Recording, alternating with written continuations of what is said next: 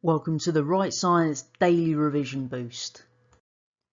First of all, a big congratulations to our top 3 scorers, or at least top 3 places from day 8, which go to Emily and Aoife, Izzy and Dewey, and Elishba. Well done folks, let's see if we can keep it up.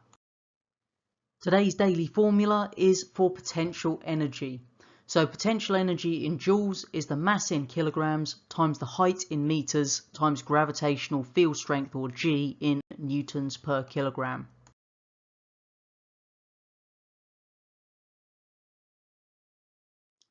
Today's biology blast is on the nervous system and reflexes. So if we have a change in the environment, that is the stimulus. It's detected by a group of cells called receptors, and then we have a response that occurs in the effectors, which are glands or muscles. So the muscles contract and the glands release hormones. Make sure you remember that the receptors detect the stimulus, and those receptor cells are found in your sense organs.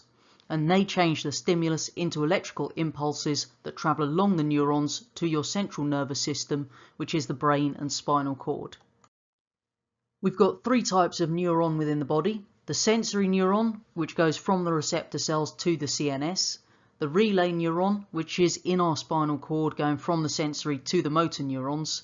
And then the motor neuron, which goes from the central nervous system to the effector.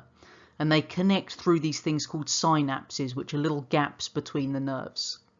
We normally find the neurons are bundled together to make these things called nerves. The flowchart we need to remember is stimulus to the receptor, to the sensory neuron, through to the spinal cord, to the brain, through the spinal cord, to the motor neuron, to the effector, and the response. So this is how we get a coordinated response, by the brain processing all of the information from all the different receptors around the body. And then we get a series of impulses sent to the different parts. We have 2 types of response in our body: the voluntary responses, such as deciding to speak, and the involuntary ones, like your pupil contracting. We've got this type of involuntary response, which is known as a reflex action, and these are incredibly fast at around 0.2 seconds. So they are different to the ones where we're thinking about it, and the flowchart you can see is different at the bottom there. Still has the stimulus and the receptor cell into the sensory neuron to the spinal cord, where it passes through a relay neuron to the motor neuron, off to the effector, where we get the response. Quick reminder of our daily formula: potential energy in joules is the mass in kilograms times the height in meters times gravitational field strength in newtons per kilogram.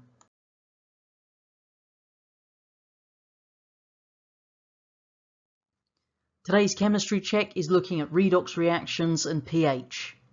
So when we're talking about a redox reaction, this is where both reduction and oxidation happen at the same time. And hopefully we remember that reduction is the loss of oxygen and oxidation the gain of oxygen. So in the example I've given you at the bottom there, aluminium is oxidized because it's gaining oxygen, so it is the reducing agent. And iron oxide is reduced because it loses oxygen, so it's the oxidizing agent. For those of you doing the higher tier, you do need to know how to use half equations. And a half equation shows the change that happens to one reactant.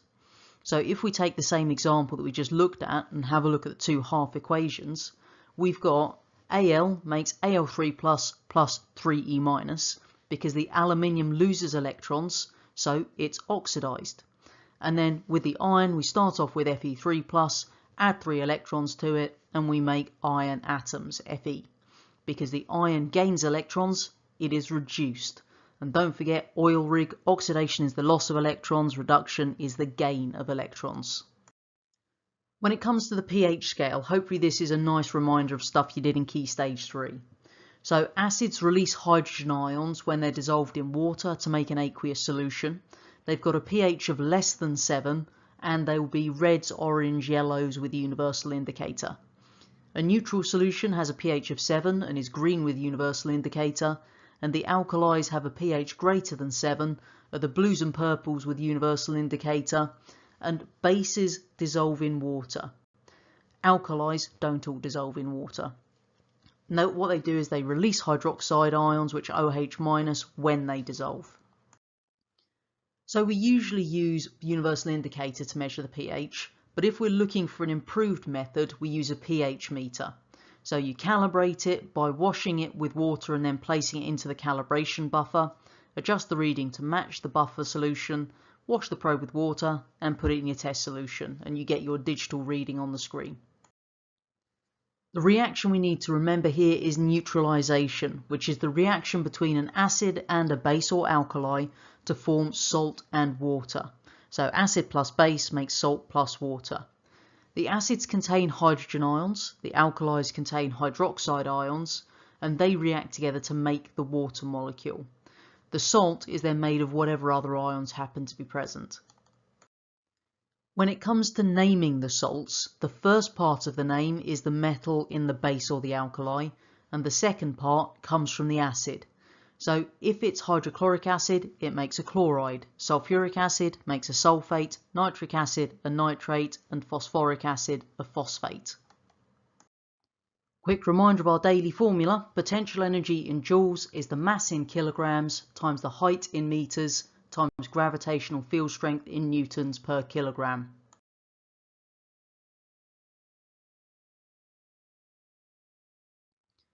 Today's physics prep is on the electromagnetic spectrum. So we do need to know the order and the names of our electromagnetic waves.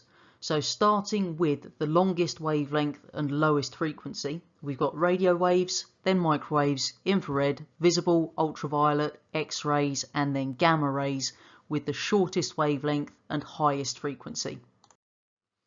We need to remember the speed at which EM waves will travel through a vacuum, and that is 3.0 times 10 to the power 8 meters per second. Sources are ones which emit electromagnetic waves, and then we've also got objects that will absorb electromagnetic waves. And the electromagnetic waves just transfer energy from the sources to the absorbers. In terms of the uses of our EM waves, we can use them in mobile phones, satellites, Wi-Fi and Bluetooth, which all use microwaves. We use radio waves for TV and radio, infrared in our remote controls, and visible light to communicate between ships. If we think about the two different ways we can cook food using EM waves, we can use microwaves for one, and there the microwave ovens emit the microwaves which are absorbed by the fat and water in the food, and these microwaves can penetrate a few centimetres in. From there it's then by conduction to the middle, and that's quite quick. Your other option is using infrared, and this means that the infrared radiation that's emitted is absorbed by the particles on the surface of the food and then has to be transferred by conduction to cook the rest. So that means that conventional ovens are much slower because it takes longer to pass that energy through the food. Few other uses of our EM waves. If we're talking about using DVDs, CDs, etc., then they use lasers, which is visible light. Your body uses ultraviolet radiation to produce vitamin D, which you need for strong bones, and ultraviolet light can also be used to sterilize water by killing any bacteria present. We can use X-rays and gamma rays to kill cancer cells. X-rays can also produce images of broken bones, and gamma rays can also be used to kill bacteria. The final thing we need to think about are the dangers of these EM waves. So ultraviolet can damage the DNA in skin cells and lead to skin cancer. And if you're exposed to too much UV light in your eyes, then you can develop cataracts. If we think about the dangers of X-rays, then they can damage cells and cause cancer. And that's why the radiographers will stand behind a LED screen or leave the room when they're doing those X-rays for you. If we're using gamma rays, it's worth bearing in mind that they can also kill or damage the healthy cells in the body, so we've got to be careful how we use them. Final reminder of our daily formula for today: the potential energy in joules is the mass in kilograms times the height in meters times gravitational field strength in newtons per kilogram. Now we've had a quick recap, then head on over to socrative.com and test your knowledge on the topics from today. The room name you need to enter is Wright 2662. Good luck!